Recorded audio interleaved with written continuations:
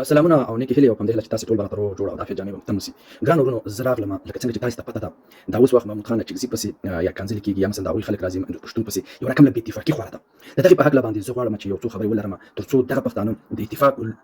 طرف ته راوګرځي او په دې باندې سر خلاص کړي چې منظور پښتون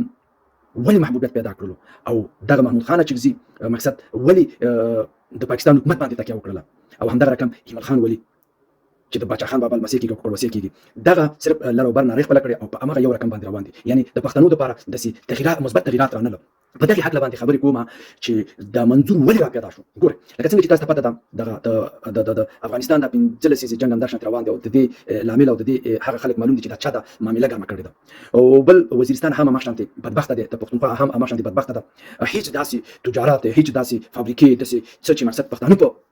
وخوځېږي پښتانه په راښه شي جوړ شي داسې ونه شو. دوبۍ کراچۍ اسلام آباد دغلته مسافر دي او ډېر د زلاله سره ټول پښتانه ژوند سفر کوي او همدغه حساب دی چې دغه منظور پښتون د دغې دردونو نه را جوړ شو. دغه کومه دردونه چې په وزیرستان کې کومه اپریشنونه او دردونه دا خپله یو درد دی چې دا را جوړ شو. محمود خان چکزي دغه سابقه یعنی تر ډېر وخته پورې د پښتنو مشر پاتې شو. اوس هم ورته احترام لرو او انشاءالله د داییم دپاره به زموږ سپین ږیري مشر ورته احترام لرو. همدغه رقم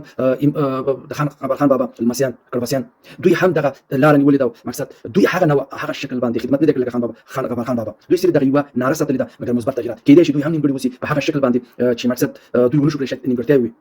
او هغه رقم ضرورت چې د افغانستان د حکومت نه امداد باید ورته شوی دا رقم ونه شو مشکلات به خو ولې دغه د محمود خان چکزي او د ایمل ولي خان د دوی دغه په پښتنو باندې درد د دوی نشو راکمولی او دوی همدغه لړۍ روانه کړې وه او سرویس او بس روانو نو په همدغه حساب باندې په پښتنو باندې دردونه تېرېدل او هغه دردونه منظور پښتون ترېنه جوړ شو او په همدغه حساب باندې بیا ډېر زیات محبوبیت را پیدا کړلو. نو چې څه وخت دا محبوبیت را پیدا کېږي نو بیا محمود خان چکزي دا لږ زر بخیلتوب پیدا کوي په دې خاطر چې د پسې ډېر خلک اوس روان کېږي او همدغه رقم د ایمل ولي خان دې هم دغه بخیلتوب پیدا کړ څوک ورته بیا وسره کولی او څوک څنګه ولیدوب پسې پښتانه ولاړ شو ولې چې دوی د پښتون درد په واقعي شکل سره راپورته کړلو. نو په دې خاطر باندې که تاسې متوجه یاستئ د عثمان کاکړ لالا خدای دې ورته جنت فردوس نصیب کړي الله پاک دې په څنګ کې مړي هم ورسره وبخي. نو څه چې هغه مړ شو نو د دوی نه دغه نیمه پارټي هم را جلا شوه د محمود خان چکزي نه او همدغه رقم بیا نور هم دغه شو او دلته د پښتنو او د مشرانو خبرې هم را پیدا شو او هماغه څوک چې دا لږ زره تنها شو یوه ځلی شو محمود خان او بیا هماغه حساب چې د تکیه په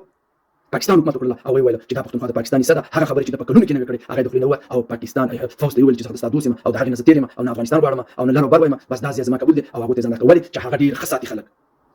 او دا یوه ځلی شو. نو په دې خاطر چې محمود خان چکزي دغه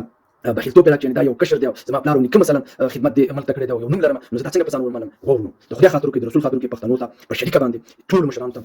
زولینو سوچ د الله په خاطر او د نبیانو په خاطر دغې ولس درد ته اتفاق ولرئ اتحاد ولرئ دوی د بدبختیو نه وباسئ. منظور پښتون نه د پارټۍ خواست کړی دی او نه غواړي چې دغه کې صرف درد دی او غواړي چې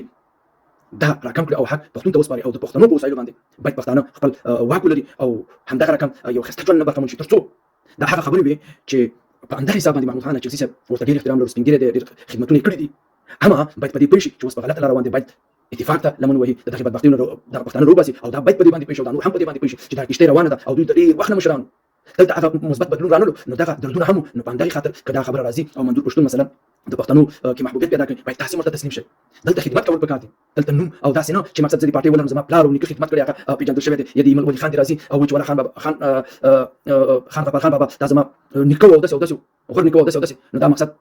باید زه دا لړۍ مقصد ادامه زه ورکړم او داسې او داسې خو نه کېږي نه که تاسې نور مو خبرې را لنډومه ختمومه په همدې هیله چې د زړه په غوږونو مو اورېدلي ما در سره په خپلو نیکو کې یاد ساتئ پر هم وسپارم ښاد او آباد او سرلوړي او کامیابه اوسئ.